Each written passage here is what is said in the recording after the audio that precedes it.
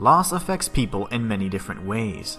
Some allow the anger to seep into their very core and let it eat away at their mind, body, and soul. Others attempt to hide their emotions behind impenetrable walls, only to succumb to the unbearable weight of loneliness. And others still find a more unorthodox way to cope. Dredge is a story of loss, desperation, and the consequences of putting faith in the eldritch horrors that lurk in the darkest depths of the sea. However, this video is not about the fisherman who was drawn to the hamlet of Great Morrow, but rather the true hero of Dredge, known simply as the Leviathan. Prepare yourself for an incredibly intriguing tale about a beast who remained loyal to his duties as protector of not only the seas, but the world itself. But first, it's time to give a shout out to Deep Sea Blues for pointing out the secret hidden in the last video's thumbnail. If you look carefully, you will notice that the letter I has been replaced with an imprisoned child of moonlight. Kudos to you, my friend.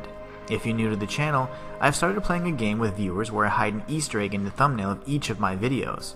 The first person to state what and where it is gets a shout out in the following video. Now, back to the matter at hand.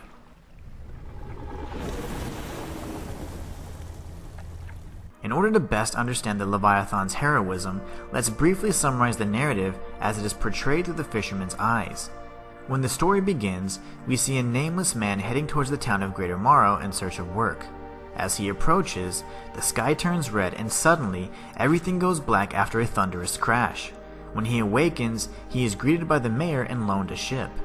After several successful catches and repaying his debt to the town of Greater Morrow, the fisherman begins to realize that not everything is as it seems. Strange aberrations tug at his line, and when he finally reels one in, the fishmonger discovers a strange handkerchief lodged in the fish's gills. As the fisherman leaves the dock, he's approached by a man known only as the Collector, who seeks similar artifacts to the one he just retrieved. Eventually, the Collector tasks the fisherman with locating and returning a specific set of artifacts needed to perform a mysterious ritual. Each artifact hints towards the Collector's underlying motive, which is driven by the loss of his loved one and his desire to bring her back at all costs. After obtaining all 5 artifacts, the fisherman unveils the Collector's true identity and realizes that they are one and the same. In fact, he had simply been imagining these interactions and had been conversing with his own reflection the entire time. In his grief, he had suppressed his trauma by creating an alter ego and assuming the form of a forgetful fisherman who was simply passing the time. With this newfound revelation and his knowledge of the dark arts, he had gained the power to make the most important choice in the world. He could either sacrifice everything in order to bring back his beloved, or he could cast away the eldritch Crimson Book in hopes that it may never reach the surface again. And this is where our friend, the Leviathan, plays a critical role. In the Bible, the Leviathan is described as a gargantuan sea serpent with impenetrable scales and incredibly sharp teeth. It was the very embodiment of power and grace and served as the indisputable king of the sea monsters, with no equal, a creature without fear. Of all the detailed descriptions provided in the book of Job, there was one that stood out the most. Job chapter 41 verse 34 states, "It looks down on all that are haughty. It is king over all that are proud. Keep this in mind for later." All throughout the fisherman's journey, he is being watched from below. Any attempts to explore the outer reaches of the uncharted waters surrounding the greater islands are sure to result in an encounter with the gargantuan beast. Although many would simply chalk this up to a game mechanic designed to limit the player to the confines of the playable area, this is much more than that. If we consider the fact that the fisherman was in possession of the Crimson Book the entire time, the act of being swallowed alive takes on a whole new meaning. The Leviathan wasn't instinctively attacking or trying to satiate its hunger, it was trying to consciously prevent the fisherman from leaving the area with the Crimson Book. If this eldritch knowledge reached the mainland, it would only be a matter of time before the greedy or power-hungry masses would attempt to use its dark power for their own gain, ignorant of the calamities it would likely cause. On his journey to collect the remaining artifacts, the fisherman visits the Devil's Spine and uncovers evidence of an ancient lighthouse along with the remnants of a long-lost cult who worshipped the eldritch.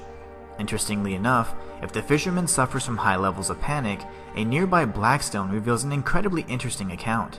It reads, "A Leviathan raises its vast gray head, stretching up until it sits level with a bright flame, cradled at the top of the ancient lighthouse. It watches the fire for a while, tilting its head and calling softly to it with a guttural song. Appearing satisfied, the beast slinks down into the water, gliding back to the depths. The lore revealed at this obelisk proves the Leviathan's benevolent intentions and further supports his role as guardian of the seas. It seems that prior to the tragedy that befell the civilization that inhabited the Devil's Spine, the ever-watchful Leviathan would make regular visits to the ancient lighthouse in order to confirm that it was still in working order. Once it was satisfied, it would submerge back into the depths until its next patrol took place. If that's not enough to convince you, then let's consider the final piece of evidence. If you recall, once all 5 artifacts in the fisherman's possession, he has a choice to make, one of which results in the summoning of an eldritch horror that destroys the world. The good ending is much more altruistic. Instead of giving in to his selfish desires to bring back his beloved from beyond, the fisherman discards the Crimson Book and tosses it into the sea. Moments later, the Leviathan launches itself to the surface and devours not only the book, but the fisherman and his boat in their entirety, forever sealing his fate and preventing any further use of the forbidden eldritch dark arts.